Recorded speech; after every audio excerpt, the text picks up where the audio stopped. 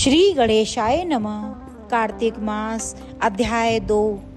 कथा। भगवान श्री कृष्ण बोले आगे, हे प्रिय, जब गुणवती को राक्षस द्वारा अपने पिता एवं पति के मारे जाने का समाचार मिला तो वह विलाप करने लगी।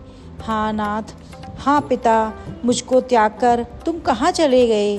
मैं अकेली स्त्री तुम्हारे बिना अब क्या करूं? अब मेरे भोजन वस्त्र आदि की व्यथा कौन करेगा? घर में प्रेम पूर्वक मेरा पालन पोषण कौन करेगा? मैं कुछ भी नहीं कर सकती। मुझ विधवा की रक्षा कौन करेगा? मैं कहाँ जाऊँ? मेरे पास तो अब कोई ठिकाना भी नहीं रहा। इस प्रकार विलाप करते हुए गुणवती चक्कर खाकर धरती पर गिर पड़ी और बेहोश हो गई।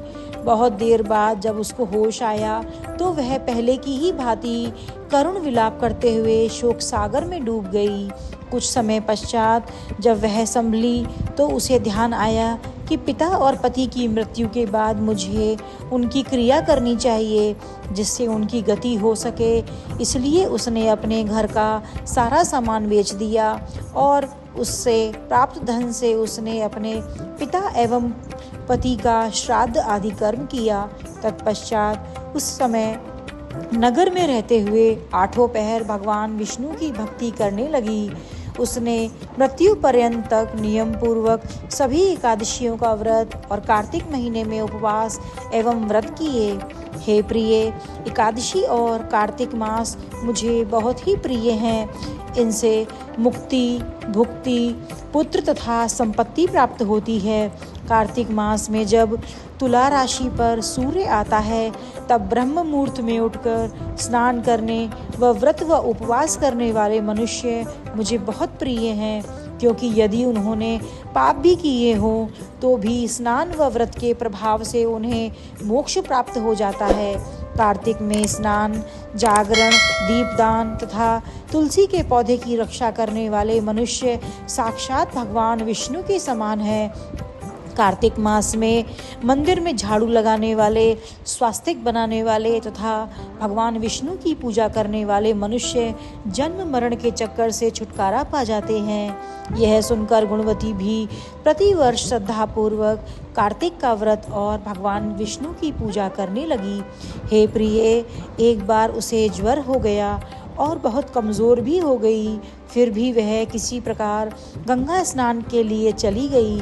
गंगा तक तो वह पहुंच गई, परंतु शीत के कारण वह बहुत बुरी तरह से काँप रही थी। इस कारण वह शिथिल हो गई। तब मेरे दूत उसे मेरे धाम में ले आए। तत्पश्चात ब्रह्मा आदि देवताओं की प्रार्थना पर जब मैंने कृष्ण का अवतार लिया तो मेरे गण भी मेरे साथ इस पृथ्वी पर आए, जो इस समय यादव हैं। तुम्हारे पिता पूर्व जन्म में देव शर्मा थे तो इस समय सत्राजित हैं। पूर्व जन्म में चंद्र शर्मा जो तुम्हारे पति थे वह डाकू है, और वे, हे देवी, तू ही वह गुणवती है। कार्तिक व्रत के प्रभाव के कारण ही तू मेरी अर्धांगिनी हुई है। पूर्व जन्म में तुमने मेरे मंदिर के द्वार पर तुलसी का पौधा लगाया था। इस समय वह तेरे महलों के आंगन में कल्प वृक्ष के रूप में विद्यमान है। उस जन्म में जो तुमने दीपदान किया था उसी कारण तुम्हारी देह इतनी सुंदर है और तुम्हारे घर में साक्षात लक्ष्मी का वास है। चूँकि तुमने पूर्व जन्म में अपने सभी व्रतों का फल पति स्वरूप विष्णु को अर्पित किया था, उसी के प्रभाव से इस जन्म में तुम मेरी प्रिय पत्नी हो। पूर्व जन्म में तुमने नियम पूर्वक जो कार्तिक मास का व्रत किया था उसी के कारण मेरा और तुम्हारा कभी वियोग नहीं होगा। इस प्रकार कार्तिक मास में व्रत आदि करने वाले मनुष्य मुझे तुम्हारे समान प्रिय हैं। तुम्हारे जप तप यज्ञ दान आदि करने से प्राप्त फल कार्तिक मास में किए गए व्रत के फल से बहुत थोड़ा होता है।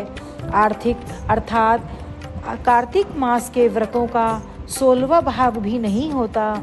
इस प्रकार सत्यभामा भगवान श्री कृष्ण के मुख से अपने पूर्व जन्म के पुण्य का प्रभाव सुनकर बहुत प्रसन्न हुई। जय श्री हरि।